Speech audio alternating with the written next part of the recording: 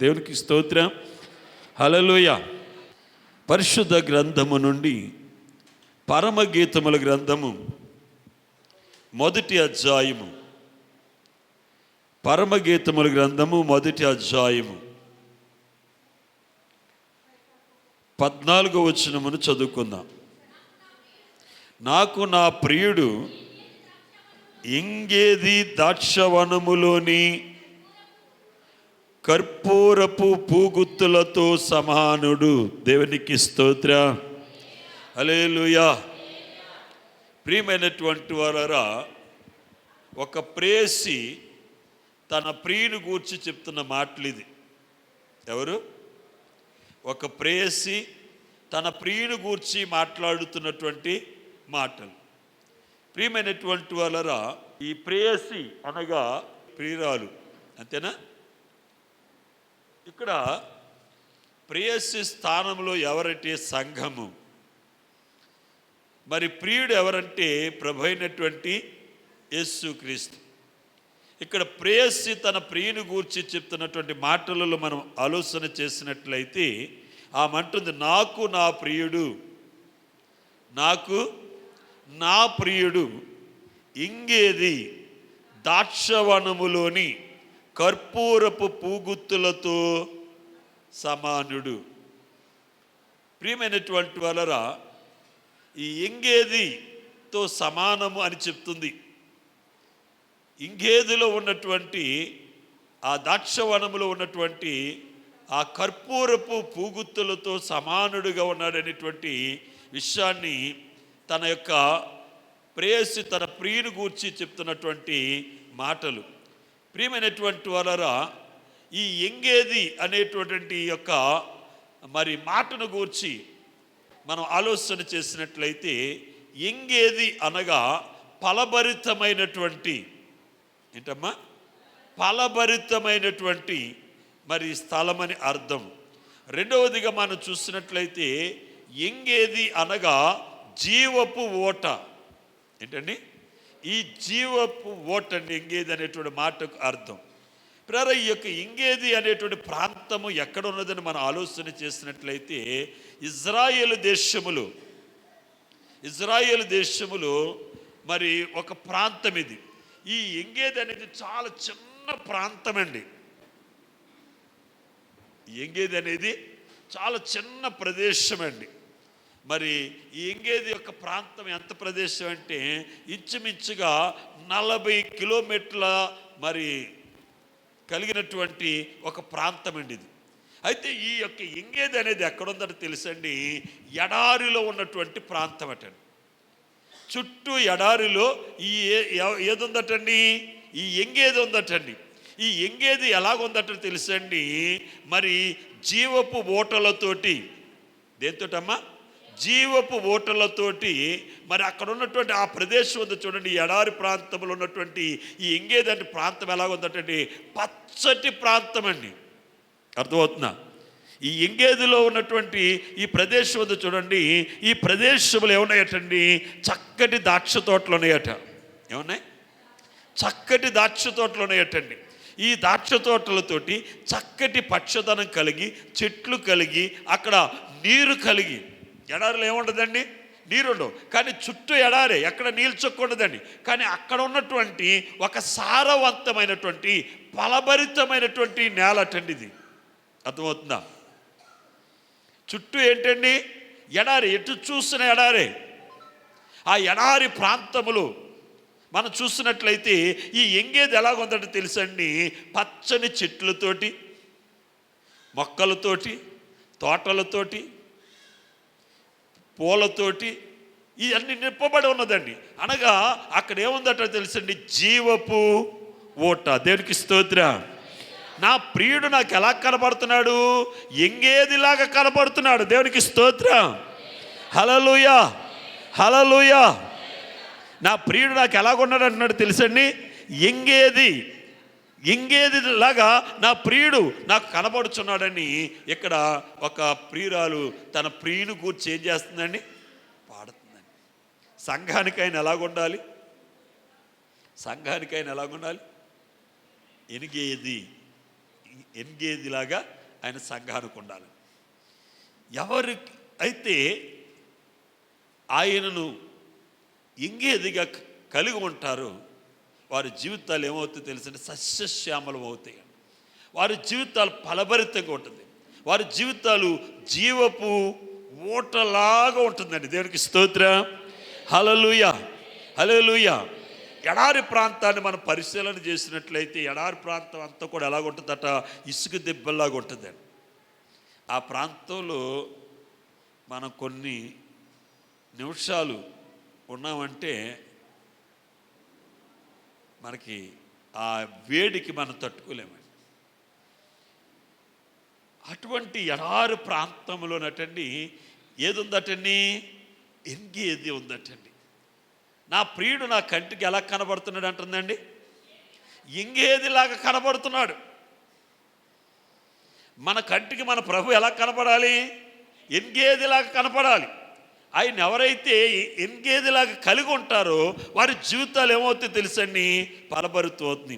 ప్రియమైనటువంటి వాళ్ళ మనం చూసినట్లయితే దేవుని ప్రజలైనటువంటి ఇజ్రాయేలీలు ఎక్కడి నుంచి బయలుదేరారండి, ఐగుప్తు దేశం నుండి బయలుదేరారు. ఎక్కడి నుంచి బయలుదేరారు, ఐగుప్తు దేశం నుండి బయలుదేరారు. ఎక్కడికి, దేవుడు ఇజ్రాయేలు యొక్క పితరులైనటువంటి అనగా మన పితరులైనటువంటి అబ్రహాము, ఇస్సాకు, యాకోబులకు దేవుడు వాగ్దానం చేస్తున్నటువంటి వాగ్దత్త దేశము పాలు తేనెలు ప్రవహించే దేశానికి అక్కడ నుండి బయలుదేరారు. ఒకరా ఇద్దరా, కొన్ని లక్షల మంది ప్రజలు బయలుదేరారు. మరి ఎన్ని సంవత్సరాలు వీరు యాత్ర చేశారండి, ఎన్ని సంవత్సరాలండి, 40 సంవత్సరాలు వీరు యాత్ర చేశారు. ఐగుప్తు దేశము నుండి వాగ్దత్త దేశమైనటువంటి కానానుకు చేరడానికి వీరు 40 సంవత్సరాలు ఎక్కడ ప్రయాణం చేశారు, ఓ అరణ్య ప్రాంతముల ప్రయాణం చేశారు, ఎడారి ప్రాంతముల ప్రయాణం చేశారు. ఇసుక దెబ్బలు కలిగినటువంటి ప్రాంతములు వారు ఏం చేశారండి, ప్రయాణం చేశారండి. అక్కడ ఏముండవండి, నీళ్ళు ఉండవు. చూడడానికి ఎక్కడ చెట్టు సేమ కనబడదు. ఒకవేళ ఓ చెట్టు కనపడదు అనుకోండి, ఆ చెట్టు కింద ఎంతమంది ఉంచోగలుగుతారు ఏమండి, ఓ చెట్టు కనపడదు, చెట్టు కింద ఎంతమంది ఉంచోగలుగుతారు, ఒక 10 మంది నుంచోగలుగుతారు, లేకపోతే ఒక 20 మంది నుంచోగలుగుతారు. ఆ చెట్టు కూడా అంతమందికి నీడవగలుగుతున్నారు, మిగిలిన వారికి అది ఏమవలేదండి, నీడవలేదు. కానీ వీరు ప్రయాణం చేసేది ఏ ప్రదేశం అండి, ఎడారి ప్రదేశము. మీకంటే సరిగ్గా తెలియదు కానీ దుబాయ్లు మస్కట్ కట్ట వెళ్ళిన వాళ్ళకి తెలుస్తుంది బాగా. ఆ దేశాలు కూడా ఎలా ఉంటాయి, ఎడారి ప్రాంతాలు. అక్కడ ఆ ఇసుకలో నడవటం చాలా కష్టమండి. అటువంటి ప్రదేశములో ఇజ్రాయెల్ ప్రజలు ఏం చేస్తున్నారండి, యాత్ర చేస్తున్నారు. మరి ఎలా చేయగలిగారు వారు, ఆ ఎడారి ప్రాంతములో ఎక్కడ నీరు కనిపించిన ప్రాంతములో, బావులు లేని ప్రాంతములో, నదులు లేని ప్రాంతములో, చెరువులు లేని ప్రాంతములో వారు ఏం చేశారండి, ప్రయాణం చేస్తున్నారు. ఎలా చేశారు, దేవుడి వారికి జీవపు ఓటగా ఉన్నాడు. దేవునికి స్తోత్రం. దేవుని ప్రజలైనటువంటి ఇజ్రాయేలుకి దేవుడి ఎంగేదిగా ఉన్నాడు. కనుక వారు ఆ ఎడారి ప్రాంతంలో ప్రయాణం చేసినా సరే వారికి ఎటువంటి ఇబ్బంది కలగలేదు. కారణం ఏంటంటే దేవుడు వారికి పగలు ఎలాగున్నాడండి, పగలు ఎలాగున్నాడు, మేఘస్తంభముగా ఉన్నాడు. మేఘస్తంభముగా ఉండి ఆ మేఘము కింద వారిని దేవుడు ఏం చేశాడు, నడిపించాడు. ఆ ఎడారి ప్రాంతములో తినడానికి ఏమీ లేదు, త్రాగడానికి ఏమీ లేదు. దేవుడే వారికి ఏం చేశాడండి, బండలో నుండి మధురమైనటువంటి జలాలను ఇచ్చాడు. అంత మాత్రమే కాకుండా పరలోకము నుండి దేవుడు ఏం పంపించాడండి, మన్నాను పంపించాడు. దేవునికి స్తోత్రం. ఈ 40 సంవత్సరాలు వారు విత్తనం వేయలేదు, పంట పండించలేదు, పంటను కూర్చలేదు. దేవుడు ఈ 40 సంవత్సరాలు దేవుని ప్రజలైన ఇజ్రాయిల్ని ఏం చేశాడండి, పోషించాడు. త్రాగడానికి నీరిచ్చాడు, తినడానికి ఆహారం ఇచ్చాడండి. ఎందుకో తెలుసా? దేవుని ప్రజలైనటువంటి ఇజ్రాయేలుకి ఆయన ఎలాగున్నాడు? ఎంగేదిగా ఉన్నాడు గనుక వారిని ఏం చేశాడంటే ఆయన పోషించాడండి. వారికి ఆ యొక్క సమృద్ధి అయినటువంటి నీళ్ళని ఇచ్చాడు. వారికి ఆయన ఎలాగున్నాడండి? జీవపు ఓటగా ఉన్నాడు. దేవునికి స్తోత్రం, హల్లెలూయా. ఎవరి జీవితంలో అయితే యేసుక్రీస్తు ఎంగేదిగా ఉంటాడో వారి జీవితాలు ఏమవుతాయండి? ఫలభరితం అవుతాయి. వారికి ఆయన ఎలాగుంటాడో తెలుసండి? జీవపు ఓటగా ఆయన ఉంటాడండి. ప్రియమైనటువంటి వారరా, మన పరిశుద్ధ గ్రంథంలో మనం చూసినట్లయితే ఒక మనుష్యుడు ఉన్నాడండి, ఒక దైవజనుడు ఉన్నాడు. ఆ దైవజనుడు ఏం చేశాడు తెలుసండి? ఆ ప్రాంతాన్ని శపించేశాడండి. ఏం చేశాడు? ఆ ప్రాంతాన్ని శపించేశాడు, ఆ దేశాన్ని శపించేశాడు. ఆయన శపించడం బట్టి ఆ ప్రాంతంలో ఏం లేదంటే తెలుసండి? పంట లేదు.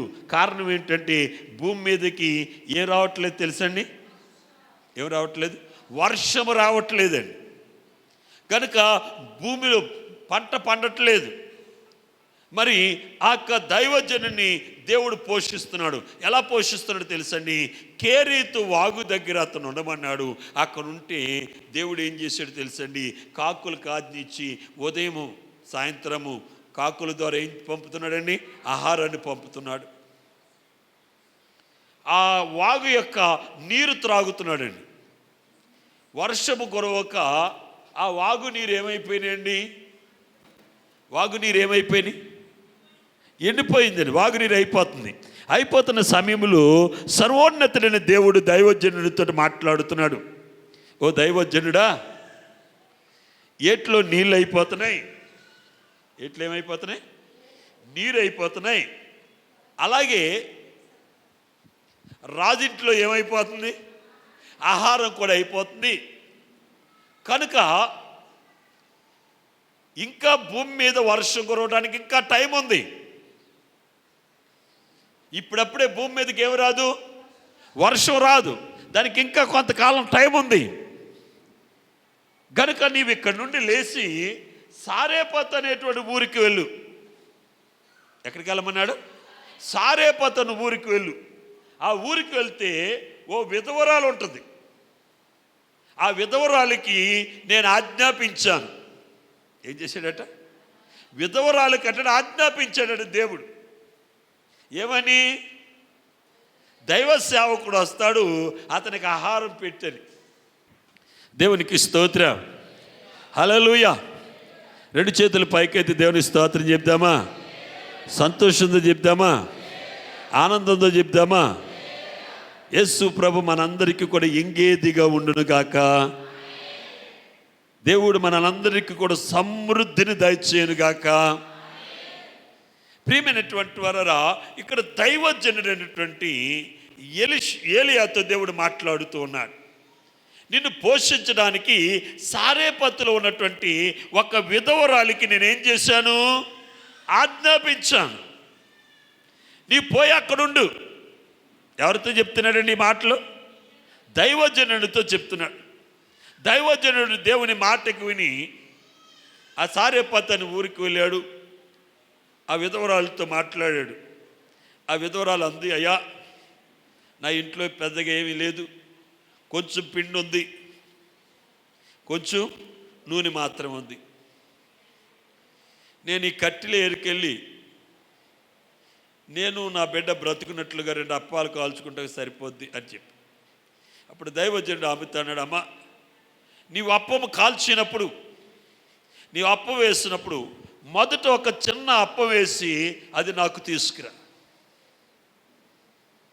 ఏమందండి? ఏమన్నాడు ఆయన?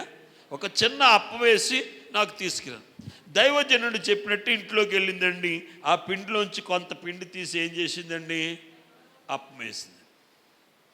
ఆ నూనె కొంచెం పోసింది, అప్పం వేసింది. ఈ పిండి తీసేసి మరలా చూసేటప్పటికి ఎంత పిండి అయితే తీసేసిందో అంత పిండి మళ్ళా, అమ్మ, తీస్తే తరుగుతుందా పెరుగుతుందా? తీస్తే తరుగుతుందా పెరుగుతుందా? చెప్పాలి గట్టిగా. తరుగుతుంది కదా. ఈమె తీస్తే ఏం చేసిందట? చెప్పాలి గట్టిగా ఈ మాట. తీస్తే ఏమవుతుందట? తీస్తే ఏమవుతుందట? పెరుగుతుందట అండి. ఎందుకు ఇలా జరుగుతుందంటే ఆ విధవరాలు ఇంటికి నా ప్రభు అయినటువంటి యేసుక్రీస్తు ఎలాగున్నాడు తెలుసండి? ఎంగేదిగా ఉన్నాడు. దేవునికి స్తోత్రం. నమ్ముచున్న వారు గట్టిగా 2 చేతులు పైకి ఎత్తి గట్టిగా దేవునికి స్తోత్రం చెప్పండి. గట్టిగా దెబ్బలు కొట్టి దేవుని మహిమపరుద్దాం. తీస్తే తరగల కదండి. మన జీవితంలో ఏమైపోతుందండి? తరిగిపోతుంది. ఎందుకు మన జీవితంలో తరిగిపోతుందంటే దైవికమైనటువంటి భయం లేదు. ఆమె ఎవరి మాటకు లోబడ్డదండి? చెప్పాలి, గట్టిగా చెప్పాలి, ఇంకా గట్టిగా చెప్పాలి. మీరు ఎవరి మాటకు లోబడుతున్నారు? ఏమండి? దైవజనుని మాటకు లోబడితే ఆమె ఇంటి పరిస్థితి ఏమవుతుందో తెలుసండి? మారిపోయిందండి. ఎలా మారిపోయింది? మరలా పంట పండే వరకు కూడా ఆ ఇంట్లో ఆహారము తక్కువ కాలేదట. భూమి మీద దేవుడు వర్షము కురిపించే వరకు కూడా తక్కువ కాలేదట.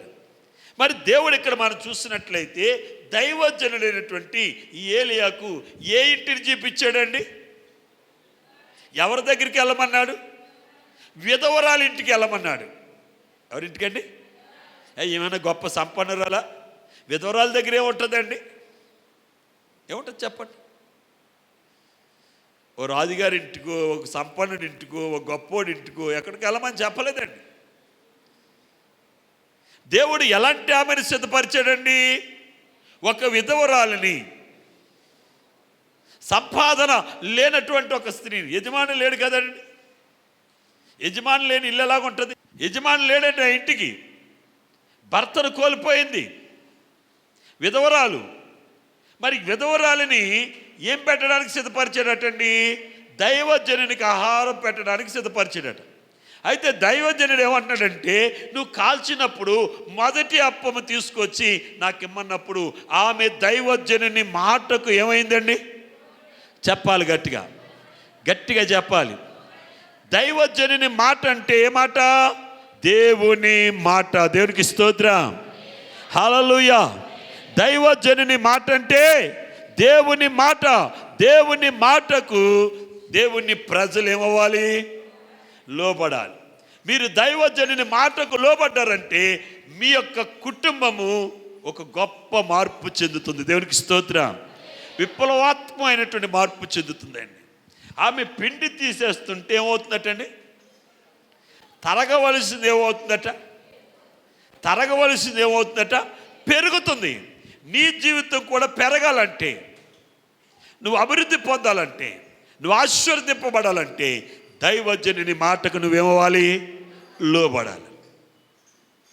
ఎప్పుడైతే దైవజనుని మాటకు నువ్వు లోబడ్డావో దేవుడు నిన్ను ఏం చేస్తాడండి? ఆశీర్వదిస్తాడు.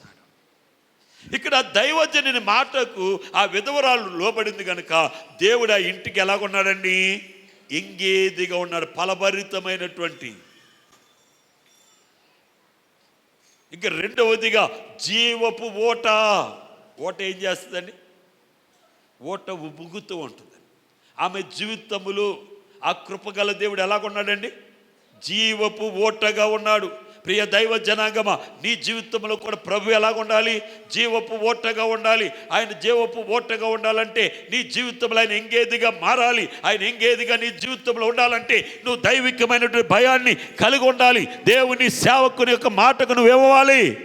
లోబడాలి. అప్పుడు నీవు, నీ ఇంటి వారు ఏమవుతారండి? ఆశీర్వదింపబడతారు. దేవునికి స్తోత్రం, హల్లెలూయా. బైబిల్ గ్రంథంలో ఒక ఆయన ఉన్నాడండి, శాంసన్ అంటే తెలుసు కదా మీ అందరికీ. ఎవరండి? సంసోన్ అనేటువంటి ఒక మనుష్యుడు ఉన్నాడు.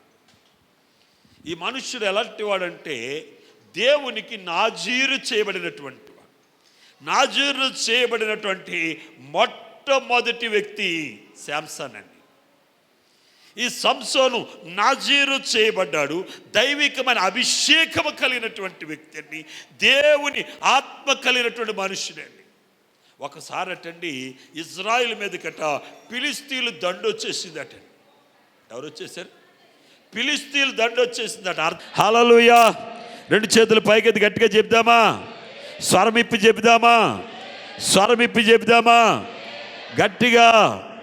హల్లెలూయా, హల్లెలూయా. ప్రియమైనటువంటి వారారా, ఈ శాంసన్ ఉన్నాడు చూడండి.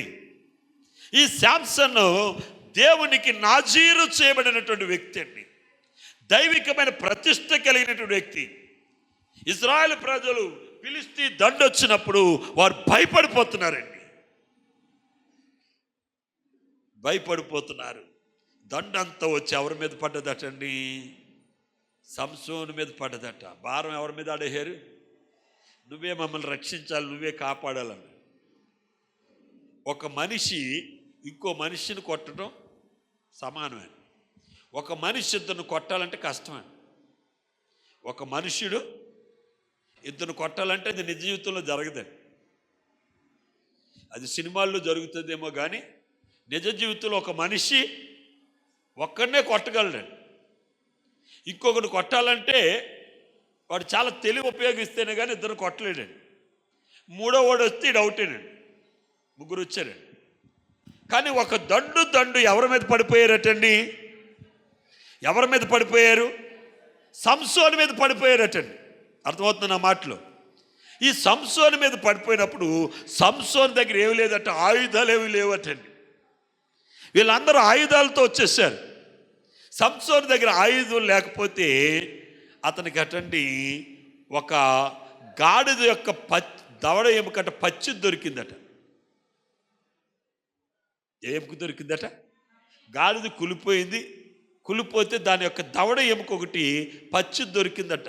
ఆ ఎముక, ఆ ఎముకతోటండి విజృంభించాడటండి. చంపుతున్నాడటండి. ఒకరు, ఇద్దరు, ముగ్గురు, నలుగురు, ఐదుగురు, 10 మంది, 100 మంది, 1000 మంది, అలాగ అతడు 1000 మందిని సంహరించాడండి. దేంతోటండి? గాడిద యొక్క దవడ ఎముక, పచ్చి గాడిద దవడ ఎముకతోటి 1000 మందిని. ఎలాగిది సాధ్యము? ఆ కృపగల దేవుడు శాంసన్కి ఎలాగున్నాడండి? తోడుగా ఉన్నాడు. దైవికమైన అభిషేకము, దేవుని యొక్క ఆత్మ సంసోను మీద ఉన్నది కనుక ఆ గాడిద దవడ ఎముకతోటి 1000 మందిని సంహరించాడండి. 1000 మందిని సంహరించిన తర్వాత ఆయాసం వచ్చేసింది. నా పని అయిపోయింది. ఏమన్నాడు? నా పని అయిపోయింది, నేను సొమ్మసిల్లిపోతున్నాను. ఇంత గొప్ప జయము ఇజ్రాయేలీలకు ఇచ్చి ఈ సున్నతి లేనటువంటి ఫిలిస్తీన్ల చేతికి నన్ను అప్పగిస్తావా అని సర్వోన్నతుడైన దేవునికి ఏం చేశాడండి? ప్రార్థన చేశాడండి. ఎక్కడండి? ఎక్కడైతే ఈ ఫిలిస్తీన్లను సంహరించాడో అతని ఎదుట ఎవరు నిలబడలేకపోతున్నారండి. ఇక 1000 మందిని సంహరించినటువంటి ఈ సంసోను ఏం చేస్తున్నాడు తెలుసండి? సొమ్మసిల్లిపోయిన వాడై మోకాళ్ళ మీద ఉండి సర్వోన్నతుడైన దేవునికి ఏం చేస్తున్నాడండి? విజ్ఞాపన చేస్తున్నాడు. దేవుడు సంసోను యొక్క ప్రార్థన విన్నాడు. దేవునికి స్తోత్రం. హల్లెలూయా, హల్లెలూయా. గట్టిగా చెప్దామా? స్వరాలు విప్పి చెప్దామా? ప్రార్థన విని తాను ఎక్కడైతే మోకరించి, ఎక్కడైతే సర్వోన్నతుడైన దేవునికి మోకరించి ప్రార్థన చేశాడో అదే స్థలములోనటండి నీటి ఓట వచ్చిందట. దేవునికి స్తోత్రం కలుగును కాక. గట్టిగా 2 చేతులు పైకి దేవునికి స్తోత్రం చెప్దాం. తప్పలు కొట్టి దేవుని మహిమపరుద్దాం. ఎక్కడైతే మోకరించి నాయనా ఈ ఫిలిస్తీన్ల చేతికి నన్ను అప్పగిస్తావా, నీ దాసుని నీవే సంరక్షించు, నీ దాసుని నీవే కాపాడని ప్రార్థన చేస్తే ఎక్కడ మోకరించాడో అక్కడే ఏమొచ్చేసిందండి? చెప్పాలి. నీటి ఓట. అది ఒక ఎడారి ప్రాంతం అండి. అక్కడ కాలువలు లేవు, చెరువులు లేవు, బావులు లేవు, కానీ తను ఎక్కడైతే మోకరించాడో అక్కడటండి ఆ నేలలో నుండి ఏమొచ్చిందటండి? నీటి ఓటండి. మీరు ఇంటికి వెళ్ళక చదువుకోండి అమ్మ. దేవునికి స్తోత్రం. హల్లెలూయా, హల్లెలూయా. ప్రియమైనటువంటి వారరా, ఇక్కడ సంసోను యొక్క పరిస్థితి దేవుడు ఎలా మార్చాడు తెలుసని? ఎంగేదిగా మార్చేశాడు. దేవునికి స్తోత్రం. హల్లెలూయా. శత్రువుల పైన గొప్ప జయమిచ్చిన దేవుడు మరి ఆ యొక్క సంసోనికి ఎలాగున్నాడు తెలుసండి? ఎంగేదిగా ఉన్నాడు. ప్రియ దైవ జనాంగమా, మీ జీవితంలో కూడా ఆ కృపగల దేవుడు ఎలాగుండాలండి? ఎంగేదిగా ఉండాలి. ప్రియమైనటువంటి వారరా, మనం బైబిల్ గ్రంథంలో మనం చూసినట్లయితే ఒక మోయాబీరాలండి, ఒక మోయాబీరాలు రూతమ్మ గురించి మీ అందరికీ కూడా తెలుసండి. తన అత్త అంటుంది, నా పరిస్థితి అయిపోయింది, ఇంకా నా లైఫ్ ఇంకా అయిపోయింది అమ్మ, నీవు మీ తండ్రి ఇంటికి వెళ్ళిపో, అక్కడ మరలా నువ్వు న్యూ లైఫ్ నువ్వు స్టార్ట్ చేయి, ఒక కొత్త జీవితాన్ని ఆరంభించు అన్నప్పుడు ఆ రూతమ్మ నయోమితో అంటుంది, అత్తమ్మ నువ్వు అలాగనొద్దు, నీ దేవుడే, నీ దేవుడే. చూడనమ్మ, ఆమె మోయాబీరాలు, ఆమె ఏమంటుంది? నీ దేవుడే నా దేవుడు అని. మోయాబు దేశము నుండి, ఆ దేశం యొక్క పరిస్థితులు ఏంటో తెలియదు, దేశం కాని దేశం ఇజ్రాయిల్ దేశం వచ్చి ఆ దేశములు యోదయ ప్రాంతములు బెత్లెహేముకు వచ్చింది. వారి భాష తెలియదు, వారి పద్ధతులు తెలియదు, వారి పరిగెట్లు తెలియదు, ఏమీ తెలియదండి. కేవలం ఆమె చెప్పిన ఒకే ఒక్క మాట ఏంటంటే, నీ దేవుడే. మోయాబు నుండి ఆమె ఎక్కడికి వచ్చింది తెలుసండి? ఎంగేది అయినటువంటి నయోమి యొక్క దేవుని దగ్గరికి వచ్చింది. దేవునికి స్తోత్రం. హల్లెలూయా. కనుక రూతమ్మకు దేవుడు ఎలాగా ఉన్నాడంటే ఎంగేదిగా ఉండి ఆమె జీవితాన్ని ఏం చేశాడు? ఫలభరితం చేశాడండి. ఆమె మోయాబు దేశం నుండి ఎలాగొచ్చిందండి? ఎలాగొచ్చింది? రిక్తురాలుగా వచ్చింది. మోయాబు దేశము నుండి ఏమీ తీసుకురాలేదండి. ఏమీ లేని ఆమె వలె మోయాబు దేశం నుండి వచ్చింది. అసలు ఆ నయోమికి మోయాబీలు పిల్లల్ని ఇచ్చారంటే ఎలాగిచ్చారండి? ఏమండి, ఎలాగిచ్చారు చెప్పండి? బాగా లేనోళ్ళు అయితేనే కదా వాళ్ళ అమ్మాయిలకి ఎత్తారు. ఉన్నవాళ్ళు అయితే మా మోయాబీలకి చేసుకుంటాం అంటారు కదా, అవునా కదా చెప్పండి? వాళ్ళ కుటుంబ పరిస్థితి బాగోలేదు, అత్తమ్మ కుటుంబ పరిస్థితి బాగోలేదు. మరి బాగోలేకపోయినా సరే అత్తను నమ్మి, అత్త దేవుడిని నమ్మి ఎక్కడికి వచ్చిందండి? బెత్లెహేముకు వచ్చింది. బెత్లెహేములో ఎవరున్నారండి? సర్వశక్తుడైన దేవుడు ఉన్నాడు. దేవునికి స్తోత్రం. హల్లెలూయా, హల్లెలూయా.